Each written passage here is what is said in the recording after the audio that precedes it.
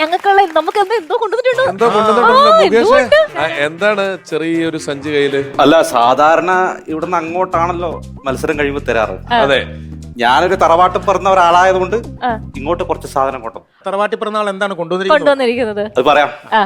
മധുരം പറ്റുമല്ലോ അല്ലേ? പിന്നെന്താ, മധുരം ഇല്ലാണ്ട് എന്ത് ലൈഫ്? പ്രജോട്ടന് പ്രശ്നമുണ്ടോ? ഒരു പ്രശ്നമില്ല. രമേശ് ചേട്ടന്? ഇല്ല. സാറിന്? ഒരു കുഴപ്പമില്ല. നിങ്ങൾക്ക് ആർക്കും പ്രശ്നം ഉണ്ടെങ്കിൽ ഇല്ലെങ്കിൽ എനിക്കൊരു പ്രശ്നമില്ല. ശരി, ഇത് ആര്യ മാഡത്തിനുള്ളതാണ്. എനിക്ക് മാത്രം? അതെന്താ ആര്യക്ക് സ്പെഷ്യല്? പിന്നെ ഒരു ഗർഭിണിയില്ല. നീ സിംഹം പോലെയല്ല ഗർ ഗർ ഗർ എന്ന് 3 പ്രാവശ്യം പറഞ്ഞിട്ട്. ഒരു ഗർഭിണിയില്ല വീട്ടിലേക്ക് വരുമ്പോ പാലിക്കണ്ട കുറച്ച് മര്യാദകളില്ലേ?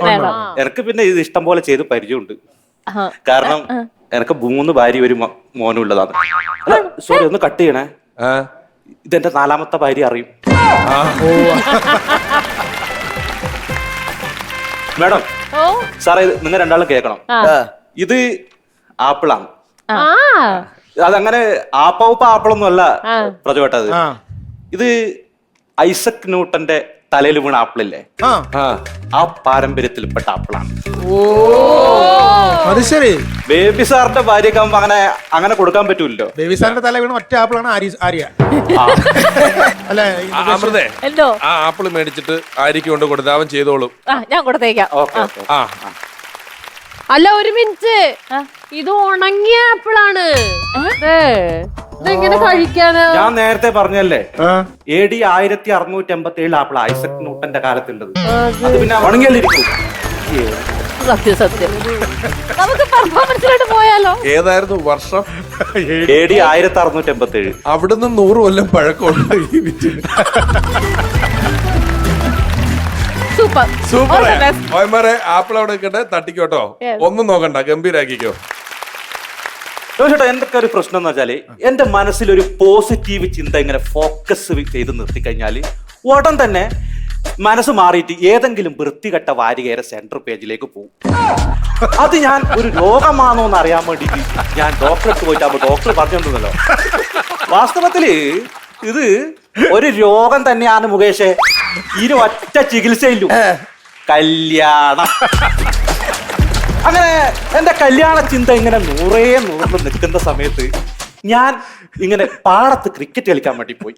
അന്നേരം തെക്കേലെ നാരായണൻ ഞാൻ ബാറ്റ് ചെയ്യുന്ന സമയത്ത് അടിച്ച് ഫിറ്റായിട്ട് കോൺതെറ്റി വള്ളി ട്രൗസർ ഇട്ടിട്ട് ആടി വന്നിട്ട് ആ ബോളും എടുത്തിട്ട് എന്നോട് ഒറ്റ മാസ് ഡയലോഗാണ്, this is a wrong, unfortunately wrong എന്ന് പറഞ്ഞിട്ട് ഓന്റെ കൈമില്ല ബോൾ 2500 കിലോമീറ്റർ സ്പീഡിൽ വേഗത്തിൽ എന്റെ നേരെ ഒരറ്റേറ്. അത് നേരെ വന്നുകൊണ്ട് എന്റെ സ്വന്തം മിഡിൽ സ്റ്റംപിൽ. എന്റെ പൊന്നു ബേബി സാറേ, നമ്മളെ ആധുനിക വൈദ്യശാസ്ത്രം ഇത്രയധികം വളർന്നിട്ടും മനുഷ്യ ശരീരത്തിൽ സ്റ്റീലിട്ട് ശരിയാക്കാൻ പറ്റാത്ത ഒരുപാട് അവയവങ്ങൾ ഉണ്ടെന്ന് അന്നാണ് ഞാൻ മനസ്സിലാക്കിയത്.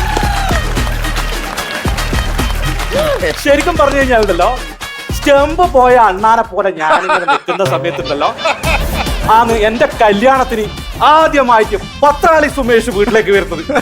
പത്രാളി സുമേഷ് എന്ന് പറയുമ്പോൾ നിങ്ങൾ വിചാരിക്കും കേരള പോലീസ് 5 ലക്ഷം റുപ്യ തലക്ക് വിലയിട്ട മഹാ കൊടുംക്രൂര വില്ലത്ത്.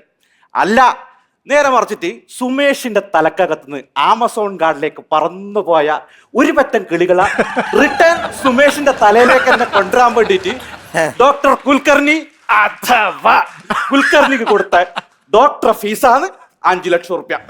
അങ്ങനെ സുമേഷ് വന്നിരുന്നിട്ട് ആ സമയത്ത് ഞാൻ സ്നേഹത്തോട് കൂടിയിട്ട് സുമേഷിന് ചിക്കൻ ബിരിയാണി വിളമ്പി കൊടുത്തു. അപ്പൊ ഓടെ എന്നോട് പറഞ്ഞ ഡയലോഗ് എന്തെന്നറിയാം, എന്റെ ആമാശയം മറ്റുള്ള ജീവികളുടെ ശരീരം ദഹിപ്പിക്കാനുള്ള ശ്മശാനമല്ല, ബർണാഡ് ഷാ കീ ജയ് എന്നും പറഞ്ഞിട്ട് ബിരിയാണിക്കകത്തിലെ ചിക്കന്റെ ലെഗ് പീസ് എടുത്തിട്ട് ഒരറ്റേറ്. ഈ ഏറ് നേരെ പോയിക്കൊണ്ടത് ഉമ്മറത്ത് ചാരുകസേലയിരുന്നിട്ട് ആസ്വദിച്ചിട്ട് സാധു വീടി വലിച്ചോണ്ടിരുന്ന ഒരു സാധുവായ മുത്തശ്ശന്റെ മുഖത്ത് ഈ ഏറ് കൊണ്ട ശക്തിക്ക് മുത്തശ്ശൻ സാധു വീടിയും സെറ്റ് വല്ലും കൂടി ഒരുമിച്ച് തൊണ്ടേ കയറി ലോക്കായിട്ട് ഒരുമാതിരി വൈബ്രേഷനിലിട്ട മൊബൈലിൽ കോള് വരുമ്പോ പടക്കുന്ന മാതിരി പടക്കാൻ തുടങ്ങി. ഞാൻ ഓടി പാഞ്ഞു പോയിട്ടുണ്ടല്ലോ, മുത്തച്ഛനെ രക്ഷിക്കാൻ വേണ്ടി പോയിട്ടാകുമ്പോ റെഡ് കളറുള്ള ഡിസ്പ്ലേയിൽ തെളിഞ്ഞ വാർണിംഗ് മെസ്സേജ് എന്തെന്നല്ലോ, this system is abnormal, please remove your all data. അപ്പൊ തന്നെ ഈ ഓരോരു കാലം എന്ന് പറയുന്ന ഒരു വ്യക്തി ഉണ്ടല്ലോ, അദ്ദേഹം നല്ലൊരു മനുഷ്യനായതുകൊണ്ട് സ്പോട്ടിൽ തന്നെ മുത്തശ്ശന്റെ ജീവൻ ഡൗൺലോഡ് ചെയ്തെടുത്തു. അതിനുശേഷം കുറച്ചു കാലം കഴിഞ്ഞിട്ട് വേൾഡ് ഹെൽത്ത് ഓർഗനൈസേഷൻ ഒരു റിപ്പോർട്ട് പുറത്തുവിട്ടു. ഈ മുത്തശ്ശൻ പുകയിൽ ലയിച്ചതിന് ശേഷമാണത്രേ പുകവലി മനുഷ്യന്മാർക്ക് ആരോഗ്യത്തിന് ഹാനികരമാകാൻ വേണ്ടി തുടങ്ങിയത്. ശരിക്കും പറഞ്ഞു കഴിഞ്ഞാൽ ഇപ്പോ എല്ലാ കൊല്ലവും മുത്തശ്ശന്റെ ഓർമ്മ ദിവസം നമ്മളെല്ലാവരും കുടുംബത്തിൽ ഒത്തുകൂടിയിട്ട് മുത്തശ്ശന് ഇഷ്ടപ്പെട്ട ആഹാര സാധനങ്ങളൊക്കെ എല്ലാം റെഡിയാക്കിയിട്ട് പ്രാർത്ഥിക്കും. പിറ്റേ ദിവസം മുത്തശ്ശൻ വന്നിനൊന്ന് നമ്മ അങ്ങനെ ടെസ്റ്റ് ചെയ്യല്, ഒരു 4 സിറിഞ്ചെടുക്കും. എന്നിട്ട് അതിൽ സൂചി ഫിറ്റ് ചെയ്തിട്ട് അന്തരീക്ഷത്തിലേക്ക് നോക്കിയിട്ട് വലിച്ചിട്ട് അതിൽ എയർ നിറച്ചിട്ട് ആ എയർ കൊണ്ടുപോയിട്ട് ലാബിൽ ടെസ്റ്റ് ചെയ്യും. അതിൽ പോയിസന്റെ അളവുണ്ടെങ്കിൽ മുത്തശ്ശൻ ഈ ചടങ്ങിൽ പങ്കെടുത്തിട്ടുണ്ടെന്നാണ് എൻ്റെ ഒരു നിഗമനം. ശരിക്കും പറഞ്ഞു കഴിഞ്ഞാൽ ഈ മുത്തശ്ശൻ ഭയങ്കര ബുദ്ധിമുട്ടാണ്. എല്ലാ കൊല്ലം വരും മനുഷ്യന്മാരെ ബുദ്ധിമുട്ടിക്കാൻ അമ്ല മഴ പെയ്യുന്ന മാതിരി ഇങ്ങനെ. ഈ മുത്തശ്ശന്റെ സഞ്ചയനത്തിന്റെ പോസ്റ്റ് 1.5 കിലോമീറ്റർ ഫേസ്ബുക്കിൽ എഴുതിയിട്ട് സാഡായിട്ട് ഞാൻ പോസ്റ്റ് ചെയ്തിരുന്നു. പക്ഷെ വലിയ റീച്ചൊന്നും ഉണ്ടായിട്ടില്ല, ഒരു ലൈക്കും ഒരു ഷെയറും. പക്ഷെ എൻ്റെ കല്യാണം കഴിഞ്ഞതിന് ശേഷം ഉണ്ടല്ലോ, എൻ്റെ ഭാര്യ കാലിന്റെ കുഴിനകത്തിന് ക്യൂടെക്സ് ഇടുന്ന ഫോട്ടോ വിത്ത് കാൽപാദത്തോട് കൂടിയിട്ട് എടുത്തിട്ട് ഞാൻ ഫേസ്ബുക്കിൽ പോസ്റ്റ് ചെയ്തു. എൻ്റെ പ്രജോട്ടാ, ഒരുമാതിരി ടിപ്പർ ലോറി മണ്ണിറക്കുന്ന മാതിരി ജനങ്ങളുണ്ട്. ഫേസ്ബുക്കിൽ കമന്റും ഉണ്ട്, നിറച്ചു കളഞ്ഞു. ഹാപ്പി കുഴിനകാശംസകൾ ചേച്ചി, ഇനിയും ഒരുപാട് കുഴിനകങ്ങൾ ഉണ്ടാകട്ടെ. അതില് ശരിക്കും പറഞ്ഞു കഴിഞ്ഞാൽ ഒരു ഹിന്ദിക്കാരൻ കിഷ്കിന്ദ ചന്ദ് ഇട്ട കമന്റ് ഭയങ്കര ഹിറ്റായി പോയി. എന്നറിയാ കമന്റ്?